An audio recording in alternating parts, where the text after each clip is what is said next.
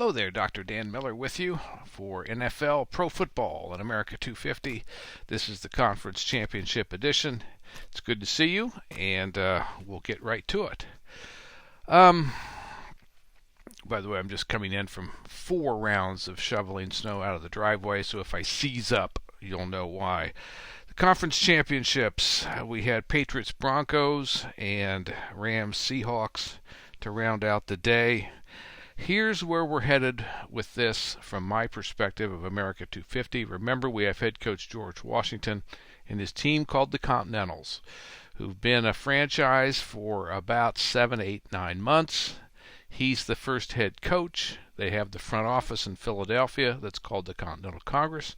They have community ownership up and down the Atlantic coast in the various homes of people, homes and businesses of people and churches of people who support the American cause, community owned like the Green Bay Packers are today. So let's look at what the theme I'm pulling out here is decision making, and finality and the future. So Sean Payton, Denver Broncos, makes a decision in the second quarter of the game to go for a first down on fourth down instead of kicking a field goal in a game that he'll ultimately lose by 3 points, 10-7. Sean McVay goes for a fourth down, or goes on fourth down, goes for a first down or a touchdown instead of kicking a field goal. Late in the fourth quarter, I think there was around 4.5 minutes to go. He eventually loses that game by 4 points. This is not a criticism or a after-the-fact judgment of either of those decisions. Just noting that each game was very close, very intense and competitive, outstanding games, and could have gone either way, all the way down to the wire. Every decision is amplified, every decision is magnified, and I'm just pulling 2 out here that strike people, I think, as very important decisions made by Sean Payton on one hand and Sean McVay on the other. Now, George Washington is in a similar state. It's a crucial time of the game, right? At the end all and be all of the season. One loss and you're out. To a great extent, I think Washington feels the same way with his Continentals team. They're surrounding the British in a semicircle. They have the British holed up in Boston. Remember now, our timeline, we're 5, 6, 7 months ahead of independence being declared. And we're 7, 8, 9, 12, 10 months after Paul Revere, Lexington and Concord and all of that. So this is crucial. This is as far as anybody's concerned, this is make or break time in the season of the Continentals. And so I want to know, it'd be interesting to know how, Sean Payton, Sean McVay on the one hand go about this decision. They don't have much time on the sidelines, right? It's a boom boom kind of thing. I'll almost guarantee you that somebody either says the word or essentially gets close to saying the word or the question. What do the analytics tell us? They probably have that printed out. They probably already know it by heart. What do the analytics tell us about fourth down down at a particular part of the field, going for it or kicking a field goal? What do the analytics say? They're also going by the feel of the game, and will we be back here again? Sean Payton's got a longer future in front of him, 2 more quarters, than Sean McVay does, 4 more minutes. But nonetheless, these are some of the things that are going into the decision making in a boom, boom, boom kind of time frame. George Washington, as head coach of the Continentals, doesn't have that. Get my IU logo here. He doesn't have that kind of time frame, just minutes, game minutes, as far as that's concerned. But it feels like it because everybody knows we're in the middle of winter or close to it, and once the spring thaw comes, the enemy will be reinforced and could do God knows what to us. So they're on a timeline. They've got a ticking clock as well. Washington's instinct is interesting here. Remember, we're talking about decision-making, finality, in the future.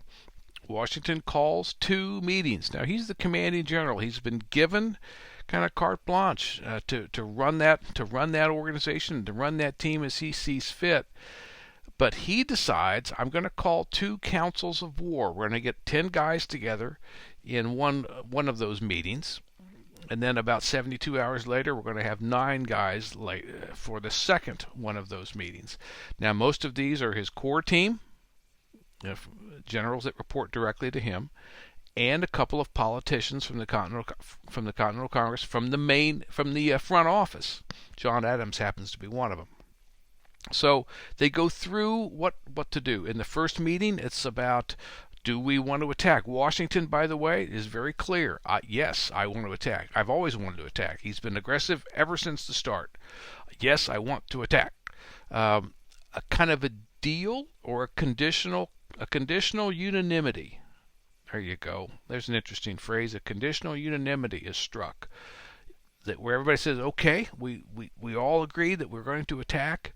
A couple of things. We got to have enough firepower first, and we have to have enough manpower second. So they're going to put a March 31st deadline on it to get the firepower and to get the manpower in place. If they don't have them, the attack's not going to happen.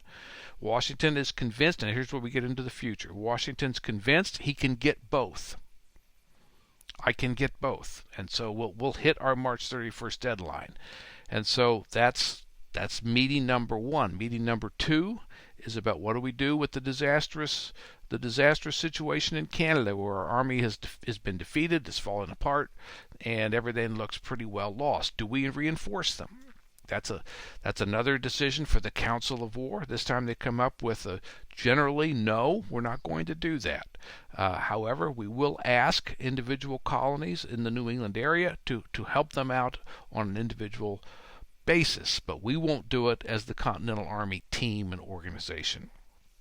Now, there you go. So now we talked about Washington does not have boom, boom, boom. So that doesn't mean that the game automatically starts, after these 2 decisions are made. That's unlike Sean Payton and Sean McVay, obviously.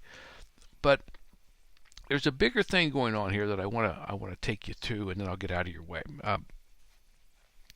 There's a 3-stage thing happening here on the part of head coach George Washington. Number 1, conduct and behavior. His conduct and behavior is clear about, I firmly believe in the cause of bringing people together to make a decision like this. This is part of who we are, right? People count. People count. Now we can bicker about which people count more or less, and there's an answer to that in 1776, but the point is, people count. And so we're going to get this council together. I could have ordered it, I could have commanded it, I could have directed it. He doesn't do any of that. Brings them together and they decide in those 2 meetings. That's a habit and that's a behavior. I'm sorry, that's conduct in his personal behavior. Now, by doing that over and over on a variety of issues, up to now and into the future, he's going to turn his behavior and his conduct into a habit and a practice. Okay? Habit and practice comes out of his behavior and conduct. And from there, then, we see culture and institutions that end up becoming very familiar to us in terms of civilian control of the military, the equal branch power amongst the branches of government, in theory at least. So not going to be a monarchical system, a one-person system.